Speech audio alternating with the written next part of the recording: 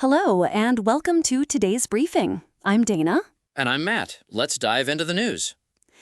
Israel has expressed serious security concerns regarding the proposed disarmament deal with Hamas, according to an Israeli official who spoke to the Associated Press on Sunday.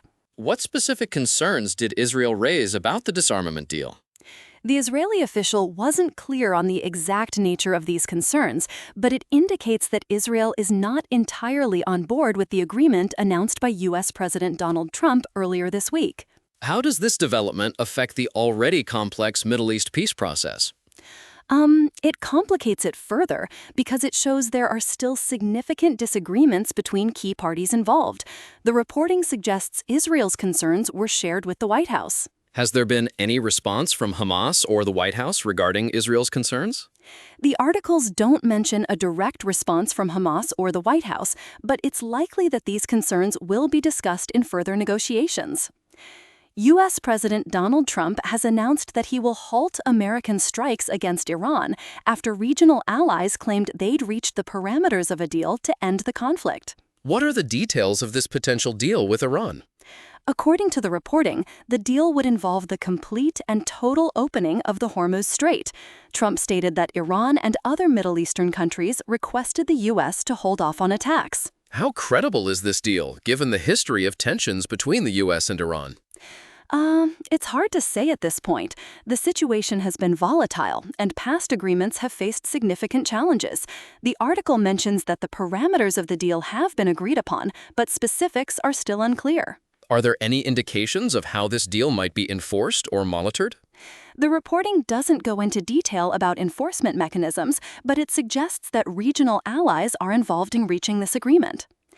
Ohio Representative Marcy Kaptur was hospitalized after being involved in a car accident in Toledo on Sunday. Her office confirmed she was a passenger in the vehicle. How is Representative Kaptur's condition described in the reports?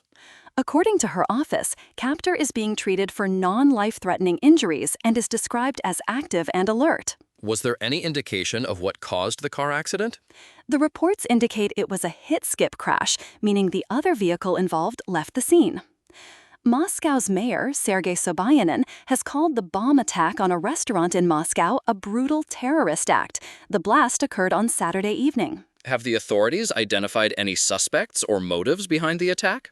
The articles don't mention any specific suspects or motives. Sobyanin's statement doesn't attribute the act to any particular group. How significant is this attack in the context of recent events in Moscow? It's one of several security incidents in the region, but the mayor's strong statement indicates it's being taken very seriously. OPEC Plus is expected to raise their oil production quotas for September. However, many members face production capacity declines. What impact might this increase in oil production have on global energy supplies? The reporting suggests it could help stabilize or improve global energy supplies, which have been disrupted by the Middle East conflict. Are there any challenges OPEC Plus faces in implementing this increase?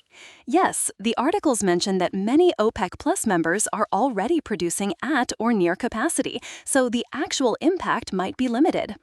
South Korea's retail investors have been severely affected by the recent Kospi rout, with some vowing not to invest again. What triggered this significant downturn in the Kospi?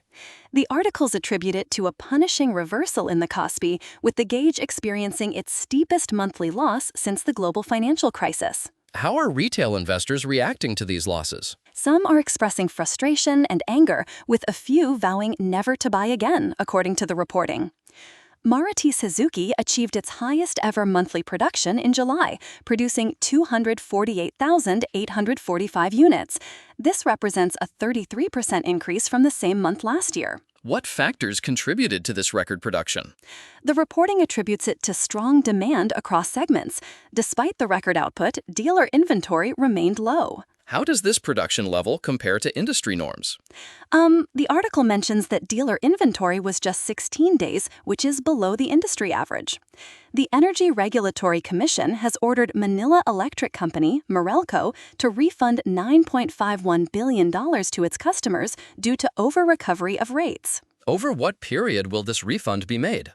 The reporting indicates it will be a 6-month refund process. How will this decision affect Meralco's customers? The refund should provide some relief to Meralco's customers who have been overcharged. The Los Angeles Sparks have traded Kelsey Plum to the Phoenix Mercury in exchange for Monique Akoa-Makani and 2 draft picks. What are the implications of this trade for the Sparks roster? The Sparks are essentially rebuilding, as they had short-circuited a potential rebuild by trading for Plum ahead of the 2025 season. How might this trade affect the Mercury's chances? Adding a player like Kelsey Plum strengthens their roster, potentially making them more competitive. The Tampa Bay Rays acquired Freddie Peralta from the New York Mets in exchange for 3 minor leaguers. How does this acquisition impact the Rays' rotation? Peralta's addition gives the Rays one of the best rotations in the American League for the stretch run. How does this say about the Rays' postseason aspirations? It indicates they're serious about making a deep postseason run. The World Dog Surfing Championships were held in Northern California, with dogs of various sizes competing. What are the criteria for judging in this competition? Dogs are judged on wave size, board time, and confidence. Is this a popular event among spectators? The reporting mentions hundreds of spectators cheering and barking from the beach. Robert Lewandowski scored twice in his home debut for the Chicago Fire, helping them secure a 2-1 victory. What was Lewandowski's impact on the game? He scored in the 20th and 68th minutes, with his second goal being the winner. How significant is this win for the Chicago Fire? It was their home debut, so it sets a positive tone for their home games. The Miami Marlins stayed hot with a 2-0 shutout victory over the New York Mets thanks to Sandy Alcantara and 3 relievers. What was key to the Marlins' success in this game? The strong pitching performance, with Alcantara and the relievers combining for a 5-hitter. How does this win continue their recent streak? It shows they're maintaining their momentum, having won multiple games in a row.